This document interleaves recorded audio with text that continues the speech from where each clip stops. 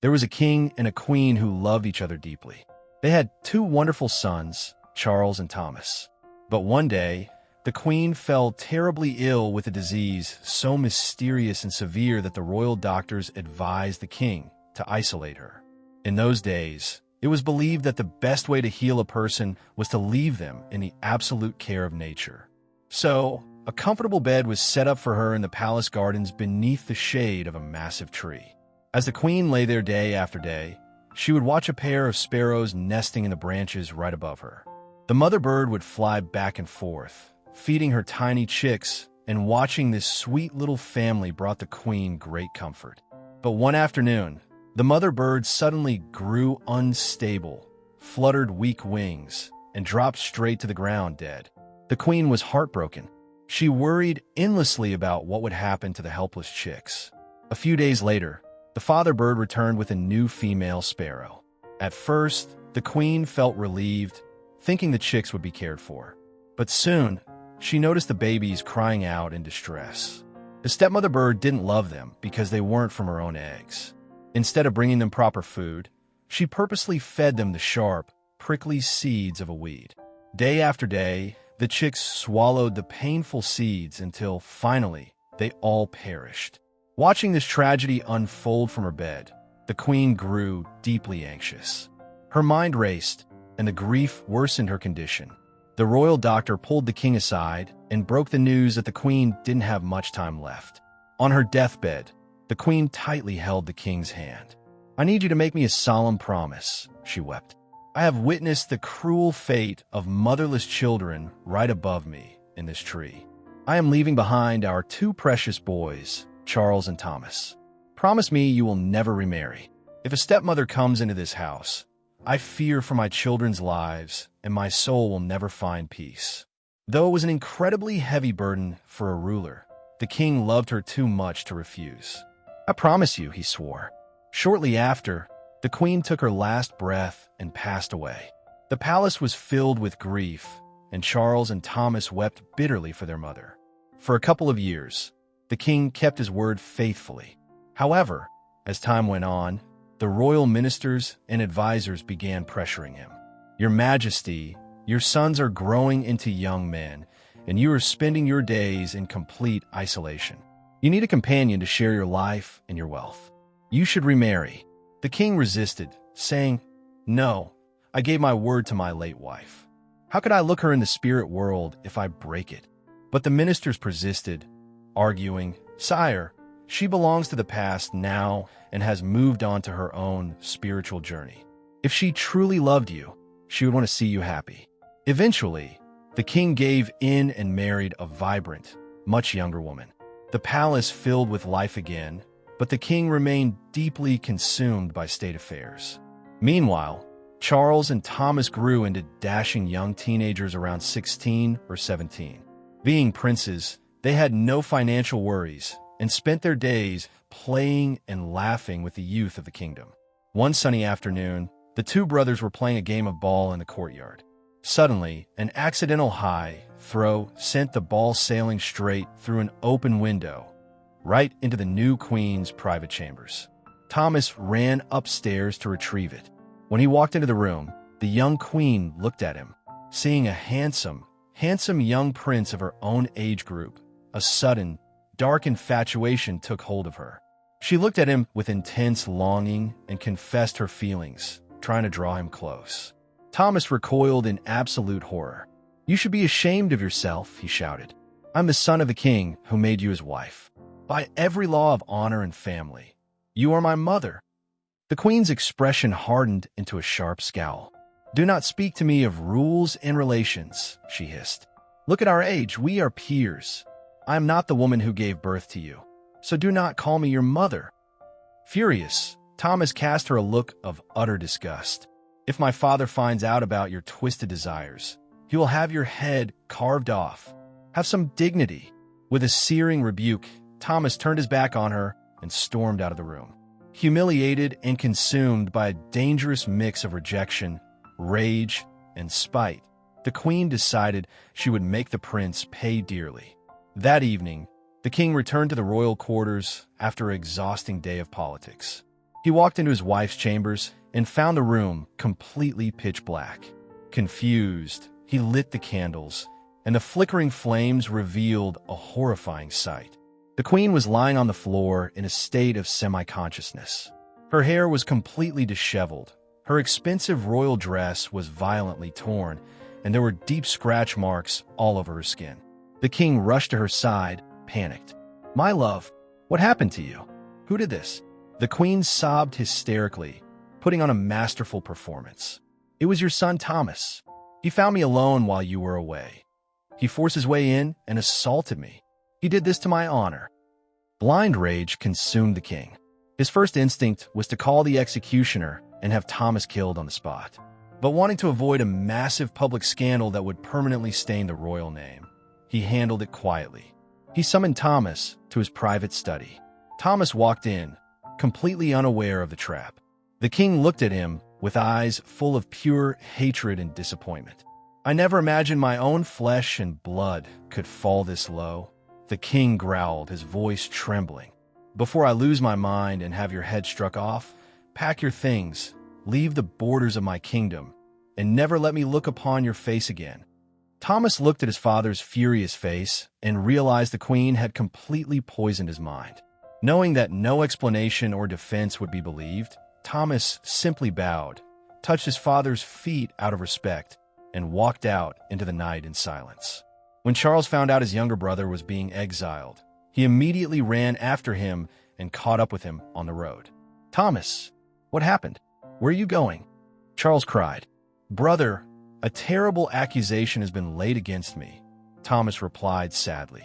"My destiny has taken a dark turn, and I must walk this path alone. You must stay behind. Look after our father, manage the kingdom, and claim your birthright." Charles shook his head firmly. "I refuse to call a man my father who casts out his own son over the malicious whispers of a woman. If he can do this to you, he is no father of mine. You are my brother. Wherever you go, I go. We will share the joy and the sorrow together." The two brothers bought a single horse and rode away, crossing the borders of their homeland. By the time night fell, they were exhausted and decided to rest beneath a massive, ancient tree. Now, local legends spoke of a terrifying creature that lived in the roots of that very tree, a monstrous, mythical serpent known as a saral. Unlike common vipers that kill with a venomous bite, the saral was known to crawl over a sleeping victim and literally suck the breath and life force straight out of their lungs. As the brothers slept soundly, the serpent slithered out of its burrow. It crept over to Thomas and silently drew the breath out of his body. The next morning, Charles woke up and called out to his brother. He shook Thomas's shoulder, but the young prince's body was ice cold and completely limp. There was no pulse. Charles wailed in grief. Some passing travelers heard his cries and gathered around. Looking at Thomas's pale, lifeless face, they sighed. The creature of the roots got him. It drank his life force. "There is no saving him now, son."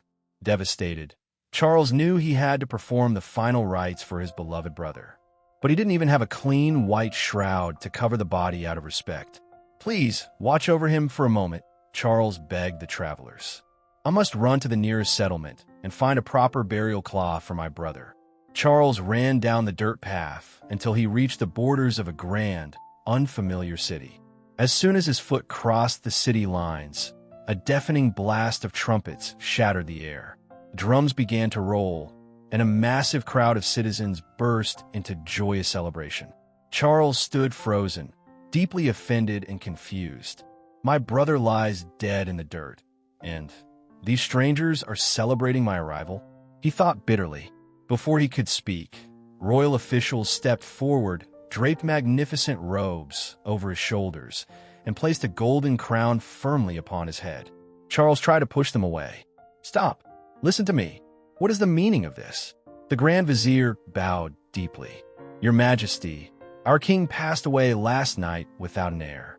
On his deathbed, he decreed that the very first stranger to walk through the city gates the following morning should be crowned the next ruler. Nature and destiny have chosen you. You are our king." The overwhelming tide of wealth, power, and immediate responsibility swept Charles away. The sheer weight of ruling a vast new kingdom consumed his every waking hour. In the grand illusion of his new life, the memory of his brother lying under the tree slowly faded into the background. Meanwhile, back under the ancient tree, Thomas's lifeless body still lay on the ground. A traveling band of mystics and healers happened to pass by. These weren't ordinary men.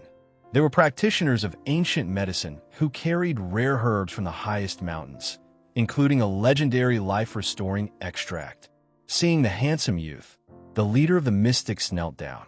He rubbed a special herbal paste over Thomas's chest and poured a few drops of a powerful liquid onto his tongue. Within moments, Thomas gasped, his eyes flew open, and he sat straight up, coughing. He looked around wildly. "My brother, Charles was just here. Where is he?" "You were alone when we found you, young man," the mystic replied gently. "Your body is incredibly weak. It will take time to regain your strength. Come with us." Thomas joined the mystics. Over the next few years, they nurtured him back to health. Living deep in the wilderness, Thomas learned the art of survival from the forest dwellers. He became an expert woodsman, mastering the bow and arrow until he grew into a fierce, flawless warrior. He feared nothing, walking confidently among wild beasts, easily taking down any predator that dared to cross his path. One evening, after traveling a great distance, Thomas grew terribly hungry. He arrived at the towering walls of a grand fortress city, but found all the massive iron gates securely shut for the night. He knocked loudly until a guard looked down from the battlements. "Let me in," Thomas called up. "I'm a traveler and I need food and shelter for the night." "I cannot do that, stranger," the guard replied. "A massive, man-eating lion has been terrorizing our countryside. Whenever the gates are left open at night, it slips in and massacres our people. Furthermore, our king has ordered a strict lockdown to keep out foreign spies. You must sleep outside the wall. In the morning, we will seek royal permission to let you in." Thomas had absolutely no idea that this kingdom belonged to his long-lost brother, Charles. Accepting his fate, he wrapped his cloak around himself and lay down to sleep right against the massive wooden gate. An hour later, a deafening roar echoed through the trees. The man-eating lion emerged from the shadows, stalking directly toward the gate. The guards on top of the wall hid in fear, leaving Thomas alone on the ground. But to a master warrior like Thomas, a lion was just another target. He calmly stood up, pulled a heavy arrow from his quiver, drew back his bowstring, and let fly. With deadly precision, 2 more arrows followed. The beast roared in agony, thrashed against the dirt, and fell dead right in front of the gate. When dawn broke, the city gates opened and a crowd of citizens gathered around the carcass, completely stunned. The news immediately traveled to the palace. Now, King Charles had previously promised a massive reward of gold coins and high promotions to anyone who could rid the kingdom of the beast.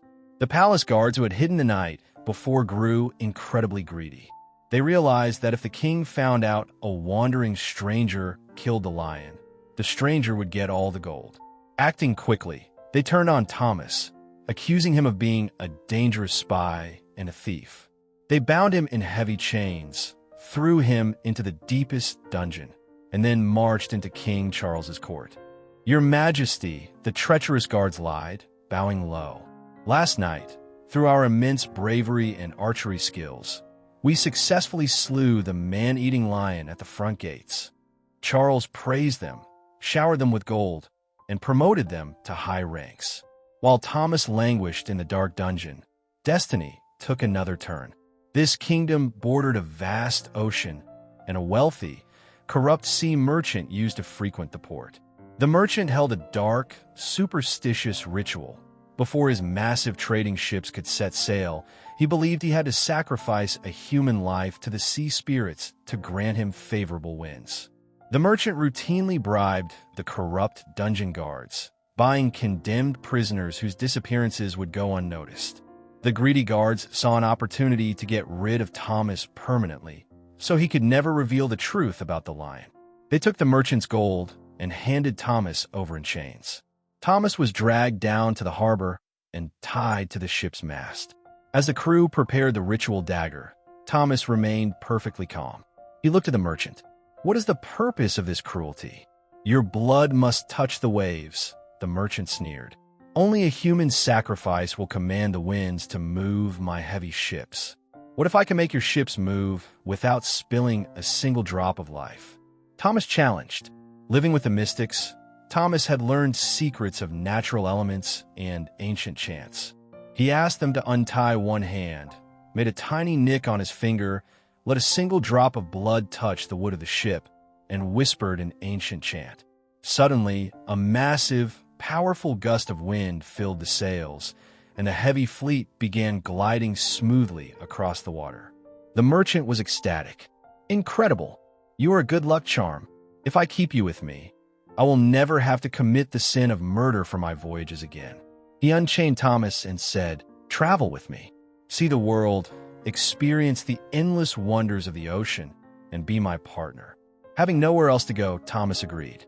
After months of sailing, the merchant's ship docked at a distant, exotic harbor known for its breathtaking royal gardens. Exhausted from weathering fierce ocean storms, Thomas slipped away into the lush, blooming gardens and fell fast asleep under a canopy of vibrant flowers.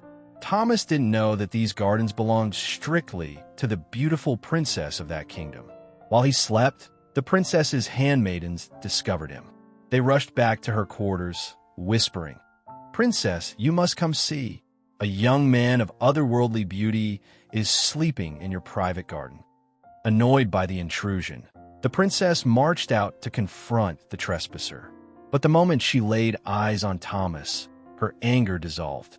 Thomas was so incredibly handsome, with a radiant aura of strength and nobility, that she fell instantly and hopelessly in love. She stood there, completely spellbound for what felt like hours. She ran to her father, the king of that land. "Father, a man has arrived in our gardens, and he is the only man I will ever marry. If you deny me this, I will throw myself from the highest tower of the castle." The king went to inspect the stranger himself. Seeing Thomas's undeniable regal bearing and nobility, he agreed to the match. Thomas, trusting the fluid flow of his destiny, accepted. The two were wed in a grand royal ceremony, and the king showered them with a massive dowry of gold and treasures. Since Thomas considered the merchant's ship his temporary home, he brought his new bride aboard to continue their journey. For weeks, Thomas and the princess shared a beautiful, deep love, spending their evenings watching the sun set over the endless blue waves. But darkness crept into the merchant's heart. One evening, he saw the princess standing alone on the deck, her beauty illuminated by the twilight. A wicked thought took hold of him. This prince has no family, no kingdom backing him. If he vanishes out here in the deep ocean, no one will ever come looking for him. The princess and all her immense wealth will be mine. Finding a moment when Thomas was leaning over the railing watching the water, the merchant crept up from behind and violently shoved the young prince over the edge into the raging sea. When the princess came looking for her husband later that night, the merchant feigned ignorance. "I have not seen him, my lady. Perhaps he grew careless in the dark and slipped into the waves. Or perhaps he simply abandoned you." The princess wept bitterly, but deep in her soul, she refused to believe Thomas would ever leave her or drown so easily. "I will wait for him," she declared coldly to the merchant. "My Thomas will return to me. I will give it exactly 1 year. If he does not return by then, only then will I accept my fate." The merchant smiled, confident the prince was dead and that the prize would eventually be his. But the ocean had other plans. A group of fishermen working near the coastline felt their heavy nets snag on something massive. Excitedly thinking they had caught a legendary giant fish, they hauled the nets onto the sand. To their shock, inside the netting lay a young man, barely breathing but still alive. An old, gentle royal gardener happened to be walking by the shore. The fisherman handed the unconscious youth over to him. The old gardener and his wife had never been blessed with children. Looking at the beautiful, sleeping young man, the wife wept with joy. "The heavens have sent us a son," They brought Thomas to their cottage and nursed him back to health. When Thomas finally opened his eyes and fully recovered, he sat down with the old woman and shared his incredible journey, revealing that he was the exiled prince and the brother of a great man named Charles. The gardener's wife gasped, her eyes wide with shock. "Charles, oh, my dear boy, you're in his lands right now. The great king who rules this very city is your brother Charles." Thomas was filled with immense joy, but his heart also ached for his princess. He knew the merchant's ship was scheduled to return to this very port soon.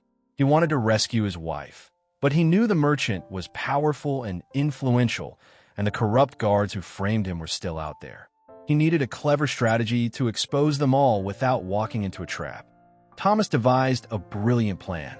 He sent the old gardener's wife to the harbor to secretly slip a message to the princess, letting her know he was alive. Together, they orchestrated a grand ruse. The princess went to the merchant and said, "The year is almost up. I will marry you, merchant, but on one absolute condition. You must find a storyteller capable of reciting the legendary, complete tale of the lost brothers, Charles and Thomas. Only when I hear that story from beginning to end will I stand at the altar." The merchant, desperate to seal the marriage and knowing his close standing with the palace, rushed to King Charles's court. "Your Majesty, I beg a royal favor. I need you to find a master storyteller who knows the intimate history of Charles and Thomas." King Charles sat upright on his throne, his heart skipping a beat. He had never spoken a word of his past to his subjects, and he lived with a quiet, burning guilt over leaving his brother behind. Could this mean there is news of my brother? Charles thought, his hope flaring. Charles immediately ordered his heralds to beat the drums throughout the land, proclaiming a massive royal reward for anyone who could recite the tale of the two princes. The old gardener stepped forward and approached the merchant. "My young daughter knows the story perfectly," the old man claimed. "But she has two strict conditions. First, she will only recite it inside the grand royal court, directly in front of the king. Second, she is a woman of extreme modesty. She will arrive in a closed carriage, completely veiled, and a secure canvas tunnel must be built from our cottage door all the way to the palace steps so that no strangers I may glimpse her form." Desperate and impatient, the merchant agreed to every condition. The royal workers constructed the enclosed, private pathway. Inside the cottage, the gardener's wife helped Thomas dress in the elaborate, flowing silk robes of a lady, placing a heavy, decorative veil completely over his face. Thomas stepped into the carriage, disguised flawlessly as a mysterious maiden. The grand court was packed. King Charles sat on his throne, anxious and eager. The merchant stood smiling proudly, and the princess sat in the royal gallery, her heart pounding with anticipation. The veiled maiden stepped into the center of the court. Speaking in a beautifully soft, altered voice, Thomas began to weave the tale. He started from the very beginning. The love of the first king and queen, the mysterious illness, and the tragic fate of the sparrow chicks under the watchful eye of a cruel stepmother. He spoke of the deathbed promise, the king's remarriage to a young bride, and the false accusations that drove the younger prince into exile. King Charles listened, his eyes filling with tears as his childhood layout was bared before the court. The storyteller continued, describing how the older brother followed the younger into the wilderness, how they slept beneath the ancient tree, and how the younger brother was suffocated by the serpent. And while the younger brother lay dead, Thomas spoke, his voice ringing through the hall. The older brother entered a new city, accepted a golden crown, and allowed the luxury of a palace to make him completely forget his own flesh and blood. Charles bowed his head, weeping openly in front of his court. But the younger brother did not perish, the voice continued. He was saved by mystics, became a warrior, and slew a man-eating lion outside these very city gates. Only for your own royal guards to steal his glory, frame him as a thief, and throw him into a dungeon. King Charles slammed his fist on his armrest. "Bring those guards before me instantly," he roared. The treacherous guards were dragged into the chamber, trembling and pale, and were immediately marched off to the dungeons. And then the storyteller's voice grew icy cold. Those same corrupt guards sold the young prince to a wicked sea merchant for pieces of silver. A merchant who would have slaughtered him as a human sacrifice, but instead kept him for his gifts. A merchant who later accompanied the prince to a distant kingdom where he won the hand of a beautiful princess. The merchant's smile vanished. His face drained of all color, and his legs began to shake violently. On the voyage back, Thomas said, pointing a finger directly at the merchant, "This treacherous snake waited until the dark of night and threw the prince into the depths of the ocean to steal his wife and his inheritance. And that murderous thief is standing right there in your court. Guards, off with his head." King Charles bellowed.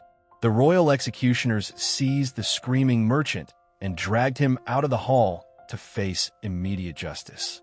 The courtroom fell into a stunned silence. King Charles stepped down from his throne, his voice shaking. "Tell me, mysterious weaver of tales, where's my brother now? Where's Thomas?" The princess leaned forward from the gallery, tears streaming down her face. Thomas smiled beneath the silk. He wanted to lift the veil right then, but after so many years of sorrow and separation, he wanted to savor this beautiful moment of reunion just a little longer. "Your Majesty," Thomas whispered in his true, resonant voice, "if you wish to see your brother, you must step forward and lift this veil yourself. He will appear before you." Charles rushed down the steps. With trembling hands, he reached out and pulled back the heavy veil. There stood Thomas, alive, strong, and smiling. The two brothers let out a great cry of emotion and threw their arms around each other, embracing tightly as they wept for all the lost years. King Charles begged for forgiveness. "I got caught up in the illusion of this crown, brother. I forgot what truly mattered." "It doesn't matter anymore," Thomas smiled, hugging him back. "Destiny brought us back together." The princess ran down from the gallery, throwing herself into Thomas's arms, her long wait finally over. The three of them were reunited in pure happiness. A few months later, the brothers felt a deep pull to return to their original homeland to check on their aging father. They traveled across the borders with a grand retinue and entered their childhood palace. There, they learned a bittersweet truth. The young queen who had falsely accused Thomas had spent years consumed by immense guilt and remorse. Realizing that her malicious lies had destroyed a family and exiled an innocent youth, she had eventually taken her own life by drinking poison. The old king had been left entirely alone, heartbroken and grieving his choices. When the old king saw his two sons walk through the doors, alive and well, he wept with boundless joy. He embraced them, begging Thomas for forgiveness. "Charles is already a great ruler of a mighty kingdom," the old king said, looking proudly at his sons. "Thomas, my boy, take this crown. Rule our homeland, manage this realm, and let me finally step down in peace." Thomas accepted the crown, becoming the new king of his birthplace, with his beautiful princess by his side. Charles returned to rule his own vast lands. The old king, having seen his family restored and his errors redeemed, retired peacefully to a quiet life of spiritual reflection. The two brothers visited each other frequently, their bond stronger than ever, and they lived long, beautiful, and glorious lives.